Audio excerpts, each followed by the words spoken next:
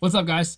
I am super excited about today's lesson because today we're working in multicam clips. So I made it back to IBC over the weekend and I got the footage from live and I put a special project together for you that nobody's done in this class before. So I'm super pumped and I want to show you what we're going to be working in. I don't have a lot to explain. That's pretty much it. So let's just dive right in. So on my screen, you can see Project 3 Multicam, and it's just one stream of video, but it's really not. It looks like it is because multicam clips are a very cool way of making everything look really clean and not having to feel messy while still giving you a lot of options to work with as far as streams of video. Basically, it's like playing a bunch of videos at one time, but you only have to pick what you want to see at any given moment. You can like click buttons and stuff and just make it switch. It's really cool. I feel like a pro. So over here in your basic browser, you'll see main angle. You see Project 3 Multicam project, obviously. The main angle, a wide angle, and then I have angles 1, 2, and 3. But down here is the multicam that I made. And this little symbol right here with the squares, that's what tells you it's a multicam. That's the symbol that like signifies multicam. Because basically it's like having all of those videos playing at once and you just see what you want to see. Let me show you. You're not going to find the menu that you want over here. Like you're not going to find it on either side of this. You actually have to like bring it up with either view, like you can bring up the window, or where is it? You know what? We don't need all that because we have shortcuts. The shortcut for this specific viewer that you want is Command-Shift-7. Boom. Now this is the bread and butter for getting work done. In the settings, you have display options for the number of angles that you want to see. So you've got 2, 4. Now we need more than 4 because we have 5, so we have to go up to 9. But you can even do 16 if you need to. I tried doing that and my computer almost set on fire, so I don't really recommend that. We're gonna do 9 because that's the best that we can get away with for right now.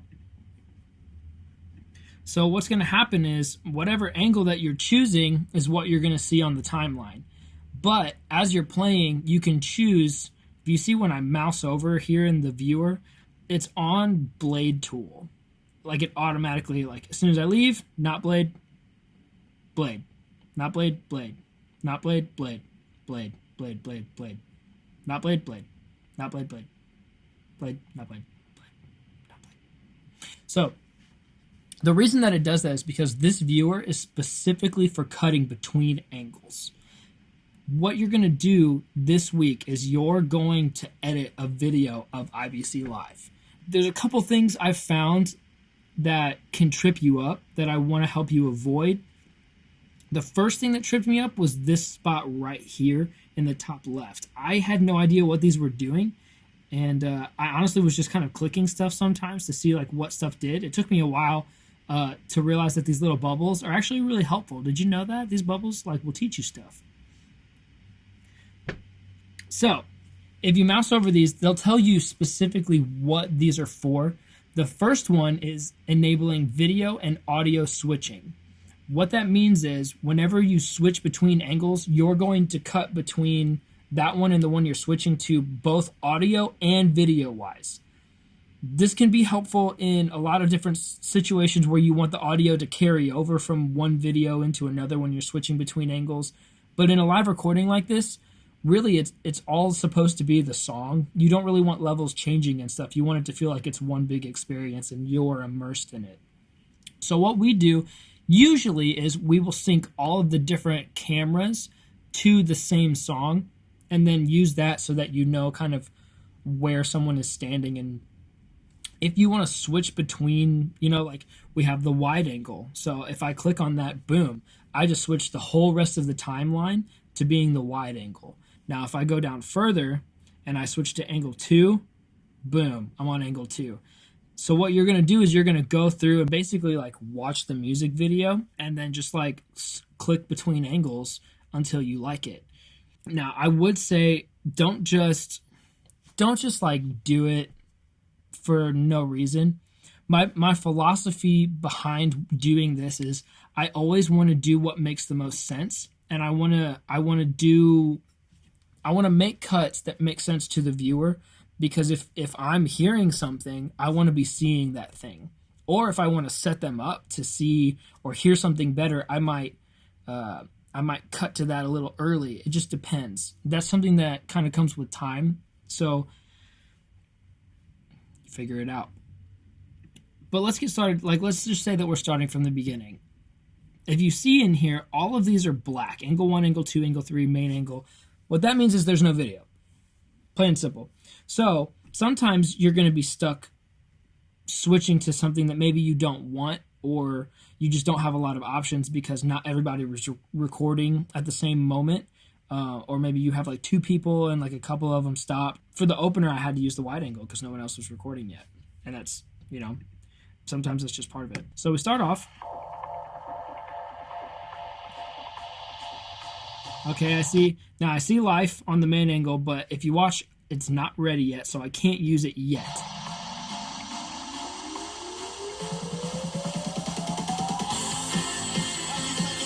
Okay, so let's see what this looks like now. So I'm going to cut to the main angle.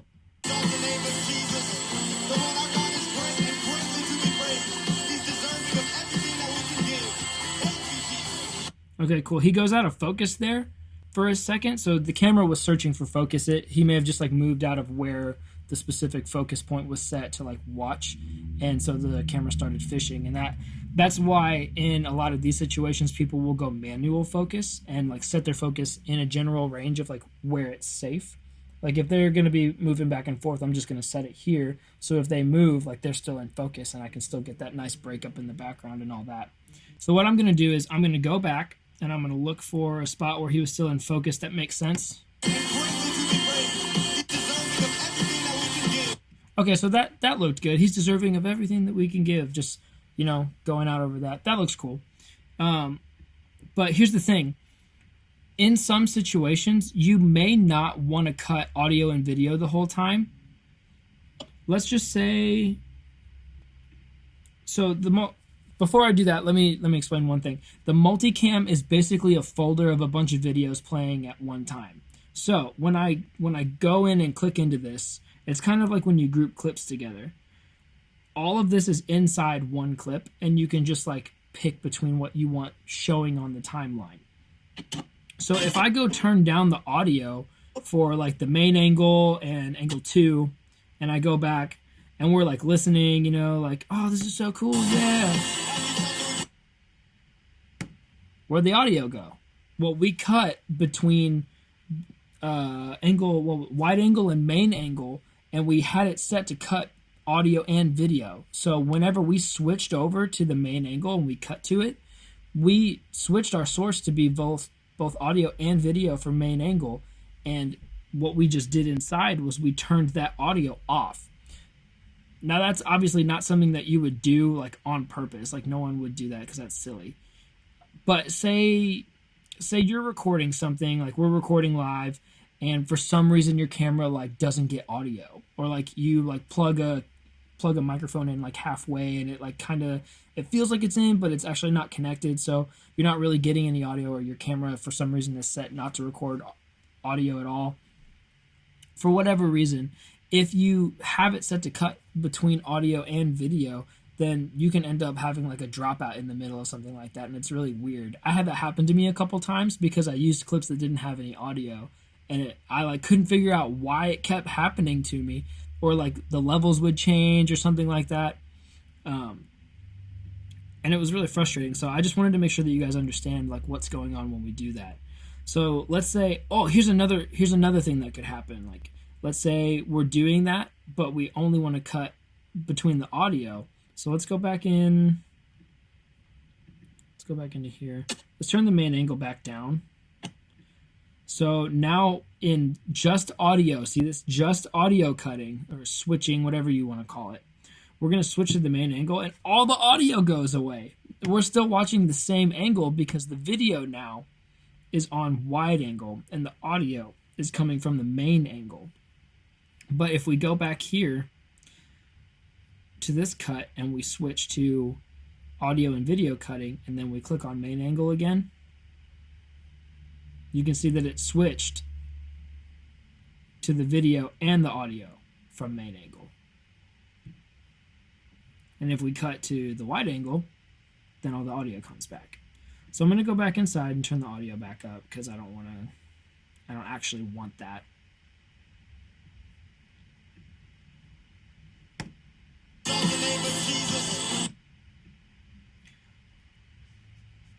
So this is pretty much it, honestly.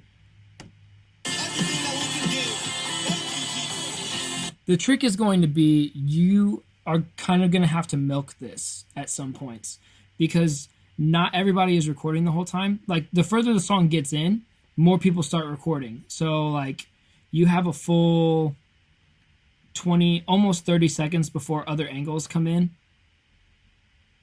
Yeah, 20 seconds in and then like 30 seconds in. And then angle 1 like is kind of spotty. So basically like you want to keep it interesting, but you don't want to use like the same thing over and over again. And this is the kind of thing that will help you develop that artistic taste. Or honestly, I feel like this taught me a lot about where I want to position cameras. Like I like this main angle, but I wish that I would have had more options because I had too many people focused on main follow and not enough of other things going on. I had like some people. So if we go in further, you can actually see this camera, angle 3, is kind of moving around and just getting whatever looks good to them at the moment. And that's great, except for maybe like angle 1 is also getting like some of the choir, or angle 2 is off, and this one's like a little too low or shaky, or this one's like a pretty safe one, but you don't want to always cut to wide because sometimes that doesn't really make sense.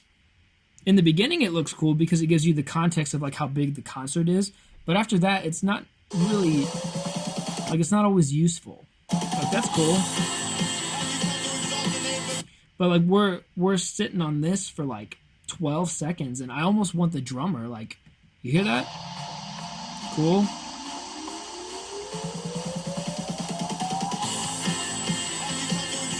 Like that would have been cool. So it's going to be fun. Honestly, like this is a good song. I'm really proud of everybody. Like this is one of the best original songs that's come out of IBC, I think.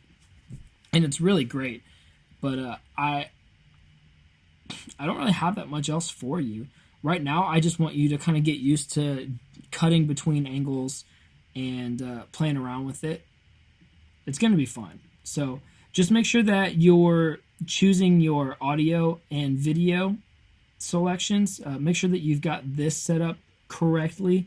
If you click over to one of these and you're wondering why you're not switching your video angle, it's probably because you've got the wrong type of switching selected when you're making your cuts. I recommend that you make the Proxy Media. So if you don't have Proxy Media made, which you won't because I didn't have any for this because it would have made the library like 30 gigs and I figured that would probably take a while to download. So I didn't do that. You can do that on your own. What you can do is you can go in and hold command and select all of these. It always freaks me out when I see something like half selected. It's not actually selected, so don't worry if you see that. So angle 3, 2, 1, wide and main angle, and then go into File, okay, File, Transcode Media, Create Proxy Media, and when you click OK, it will start making, you'll see something show up in the transcoding and analysis. It'll start making that proxy media because this can get kind of heavy on your CPU. My computer's like, my fan's going pretty hard right now just because I'm screen recording, I'm doing 5 streams of video on Final Cut, and I also have audio recording from the microphones in here. So it can be a lot, but that's why taking the time to create the proxy media and like let that kind of do some work for you so that your computer's not freaking out and like dropping frames while you're trying to edit, that will be helpful for you. But another thing that's really cool is when you're watching, if you kind of get in the groove, you can probably get this done in like less than an hour, including the proxy media time. If you get used to one thing, using the numbers to switch between angles. So the first 9 angles are actually all keyed or like shortcutted when you're doing this to numbers 1 through 9 on your keyboard. So if I hit 1, boom, angle 1. So let's. Okay. Main. Wide angle is 5. Angle 2 is 2.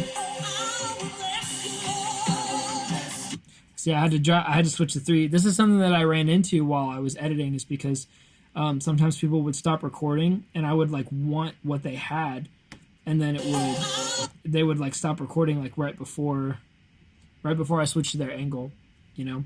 And that's something that like just comes from communicating with people, that it'll be okay. Like, you'll be fine. Don't worry. You'll just have to stop and pick a different angle based on like whatever you want to see in that moment, or whatever the best option is for you there.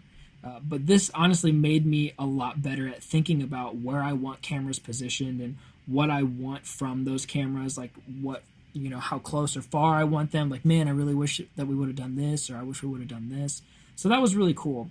It's been a good learning experience, and I thought that you guys would like to kind of see behind the curtain on what happens when we do like live and stuff. So I hope you enjoyed this project, and if you have any questions, obviously you can email me at any time. It's on my email address is on Populi, or you can leave it in a discussion for me to do Zoom calls over and stuff like that. So just let me know if you have any problems, and I hope you have a great week. See you.